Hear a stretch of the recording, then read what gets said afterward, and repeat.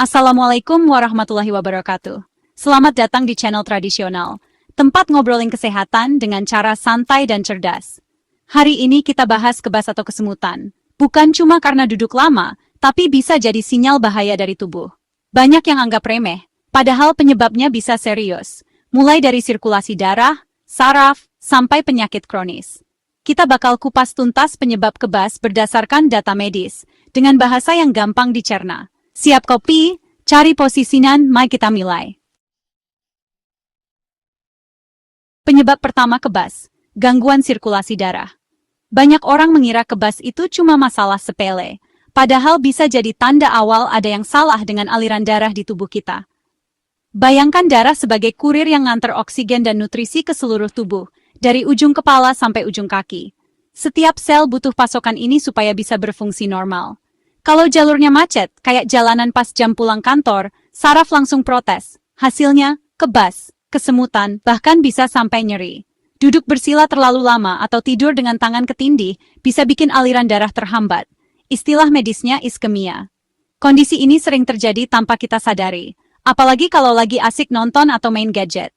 Saraf yang kekurangan oksigen ngirim sinyal kacau ke otak, makanya muncul sensasi kesemutan, kebas, atau bahkan rasa seperti ditusuk-tusuk jarum halus. Dalam pengobatan Tiongkok, ini disebut stagnasi qi dan darah. Intinya, aliran harus lancar supaya tubuh tetap sehat dan energi mengalir dengan baik. Selain posisi tubuh, penyebab serius lain adalah penumpukan plak di pembuluh darah, aterosklerosis. Plak ini bisa terbentuk dari kolesterol tinggi, pola makan buruk, atau kurang gerak. Plak bikin aliran darah seret, risiko penyakit jantung dan stroke meningkat drastis. Kalau dibiarkan, bisa berakibat fatal. Cara mudah mencegah, rutin bergerak, cukup jalan kaki 30 menit sehari, atau stretching ringan di sela aktivitas. Jangan biarkan tubuh terlalu lama diam. Jangan abaikan kebas yang sering kambuh tanpa sebab jelas. Itu red flag, segera cek ke dokter. Deteksi dini bisa mencegah komplikasi yang lebih berat. Tubuh kita pintar, kebas adalah sinyal ada yang salah. Dengarkan tubuhmu, jangan diabaikan. Perhatikan sirkulasi darah, jangan biarkan macet seperti jalanan Jakarta. Sirkulasi yang lancar bikin tubuh lebih segar dan produktif. Pencegahan jauh lebih murah daripada pengobatan. Investasi kecil untuk kesehatan bisa menghindarkan biaya besar di masa depan. Ubah posisi tubuh jika mulai kebas, dan biasakan aktif bergerak. Jangan tunggu sampai gejala makin parah. Jika kebas terus-menerus, bisa jadi gejala penyakit arteri perifer atau deep vein thrombosis. Kondisi ini butuh penanganan medis segera.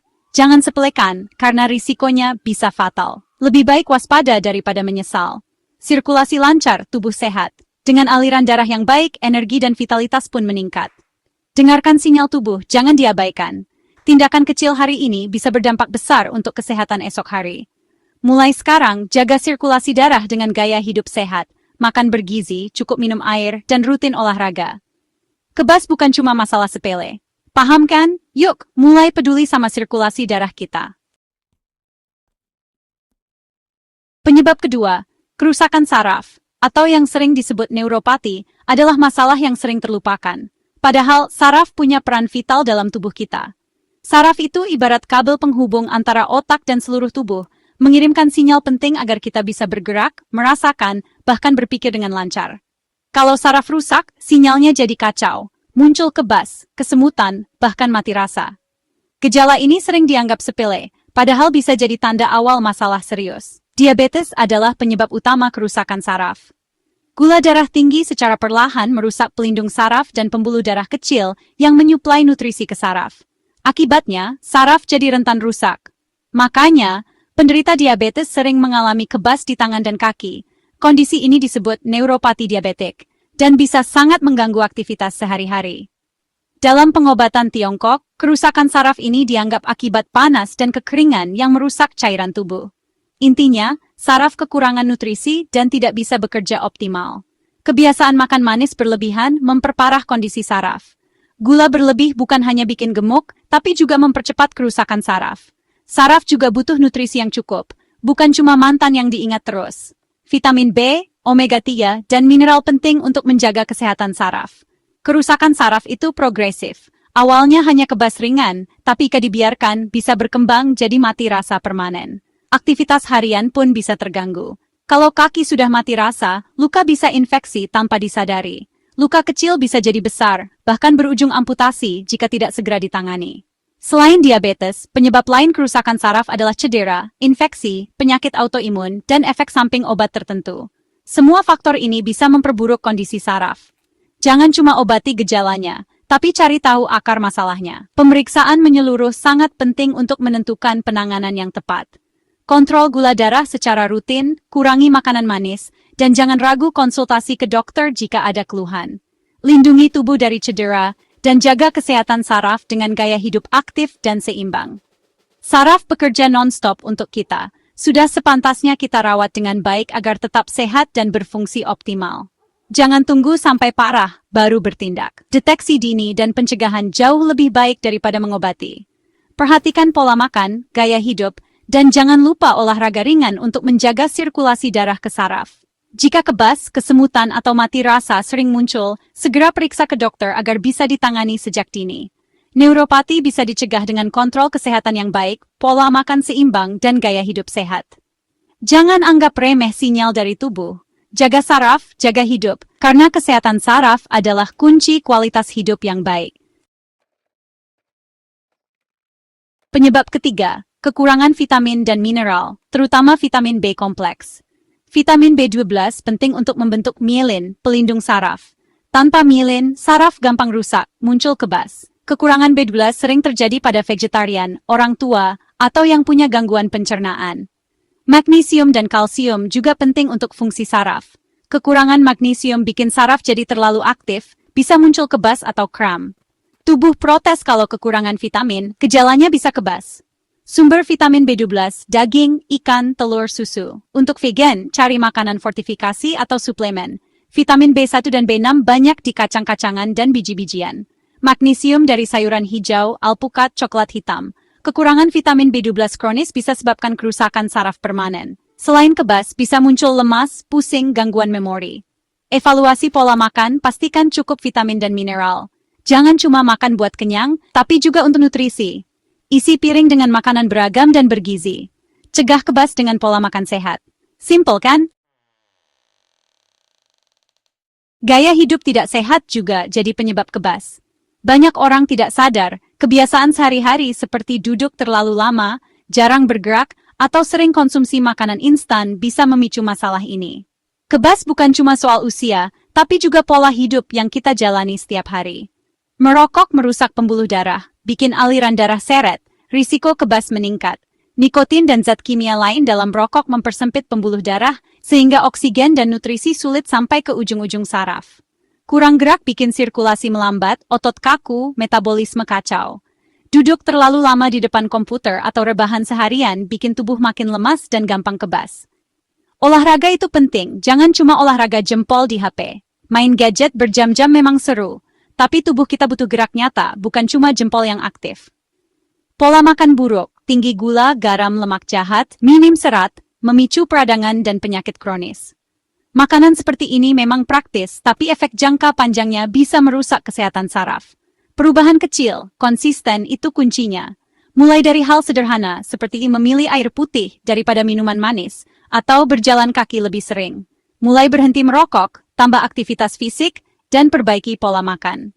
Setiap langkah kecil membawa dampak besar untuk kesehatan jangka panjang. Jalan kaki 15-20 menit sehari, pilih tangga, stretching tiap jam. Aktivitas ringan ini bisa memperbaiki sirkulasi dan menjaga otot tetap lentur. Tambah sayur dan buah, kurangi minuman manis, masak sendiri lebih sering. Pilihan makanan sehat membantu tubuh melawan peradangan dan menjaga saraf tetap sehat. Risiko jika dibiarkan kebas hanya puncak gunung es, di bawahnya ada diabetes, hipertensi, penyakit jantung. Gejala kecil bisa jadi tanda awal masalah besar. Semua penyakit ini menurunkan kualitas hidup dan memperpendek usia. Jangan sampai menyesal di kemudian hari karena abai dengan kesehatan. Pilihan ada di tangan kita, mau teruskan kebiasaan buruk atau mulai hidup sehat. Setiap keputusan hari ini menentukan masa depan tubuh kita. Tubuhmu satu-satunya tempat tinggal seumur hidup, rawat baik-baik. Jangan abaikan sinyal tubuh, dengarkan dan rawatlah dengan penuh perhatian. Jangan tunggu sampai sakit baru berubah. Lebih baik mencegah daripada mengobati, karena kesehatan itu mahal harganya. Investasi kesehatan dimulai dari kebiasaan kecil. Setiap pilihan sehat hari ini adalah tabungan untuk masa depan yang lebih baik. Kebas bisa dicegah dengan gaya hidup sehat. Jangan remehkan kekuatan perubahan kecil yang dilakukan secara konsisten. Mulai sekarang, gerakkan badan dan makan lebih baik. Hidup sehat, kebas minggat. Pilih hidup sehat, nikmati hari-hari tanpa kebas, dan rasakan energi positif setiap harinya. Penyakit kronis seperti diabetes dan hipertensi sering jadi akar kebas. Diabetes merusak saraf dan pembuluh darah kecil. Lebih dari 50% penderita diabetes alami neuropati. Hipertensi merusak dinding pembuluh darah, aliran darah ke saraf berkurang, muncullah kebas. Penyakit ginjal kronis juga bisa sebabkan kebas karena racun menumpuk dan merusak saraf. Penyakit autoimun seperti lupus atau rheumatoid arthritis bisa menyerang sistem saraf. Banyak orang anggap kebas sepele, padahal bisa jadi alarm penyakit kronis. Deteksi dini sangat penting. Cek kesehatan rutin, terutama jika punya faktor risiko. Cek tekanan darah, gula darah, fungsi ginjal, kolesterol. Komplikasi penyakit kronis bisa fatal, gagal ginjal, kebutaan, serangan jantung, stroke. Kebas adalah alarm, jangan tunggu sampai parah. Jangan mendiagnosis sendiri, konsultasikan ke dokter. Kelola penyakit kronis dengan baik untuk cegah komplikasi. Kesehatan itu kekayaan utama, jangan tunggu sampai terlambat. Segera periksa jika kebas persisten. Cari teman sehat, bukan penyakit kronis. Hidup sehat, hidup lebih lama. Jaga kesehatan, jaga masa depan. Itulah 5 penyebab utama kebas yang sering diabaikan. Mulai dari sirkulasi darah, saraf, vitamin, gaya hidup, sampai penyakit kronis, semua saling terhubung.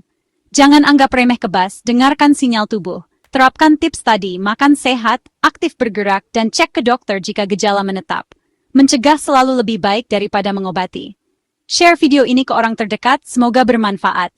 Sampai jumpa di video berikutnya. Assalamualaikum warahmatullahi wabarakatuh.